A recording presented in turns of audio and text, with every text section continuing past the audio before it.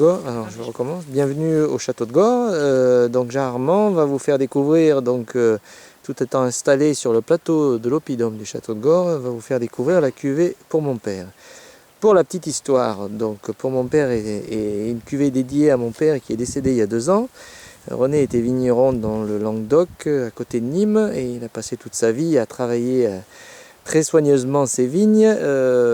Malheureusement, il a dû travailler en chimie. Comme vous le voyez dans cette vigne, nous travaillons en bio avec Jean Armand depuis l'origine de ce projet. Bio, ça veut dire respect de la nature et puis en même temps respect des hommes qui boivent nos vins. À vous, Jean Armand, pour nous faire découvrir ce vin. Alors, nous sommes donc sur des vins qui viennent aussi du Roussillon, sur des parcelles assez extraordinaires, dont certaines, d'un côté, on voit la mer et le lac, et on a les vents marins qui arrivent. De l'autre côté, vous voyez la montagne. Vous ressentez presque la neige derrière. Ils se formaient de Syrah, Grenache, Mourvèdre et Carignan. Il y a les 4 grands de ce système. Et avec le Mourvèdre, qui est quand même un cépage, quand il peut donner quelque chose, même si vous en mettez très peu dans un assemblage, on va faire ressortir les arômes de ce vin. Là, on est sur un rubis foncé qui est quand même superbe, vraiment formidable. C'est un vin, on voit qui peut, déjà à l'œil, je sais que c'est un vin qui peut vieillir très longtemps. On est le premier né, et bien là on a sur la mûre, cassis, pointe de vanille.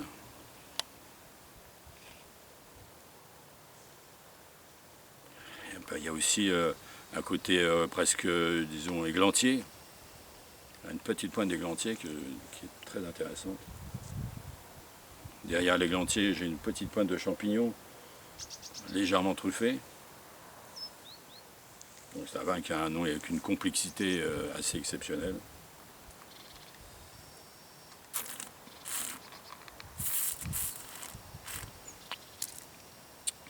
En bouche, on a tout de suite, j'ai un petit peu de sucre quand même. J'ai derrière cette astringence, mais qui est astringence qui amène que de la finesse, qui amène que de la fraîcheur. Un peu très légère amertume, très long en bouche. Là aussi, ce qui est intéressant, c'est que cette astringence reste sur la langue. Ne déforme pas la langue, comme vous savez, des fois on a des mauvaises astringences trop lourdes. Vous avez la langue qui a une tendance à se dessécher, là non, elle reste fraîche. Je sens bien toutes les particules solides que je trouve dans ce vin-là, qui sont les anthocyanes, les oligo-éléments qu'on peut trouver au-dessus dessus, il y a certainement pas mal de calcium, de magnésium.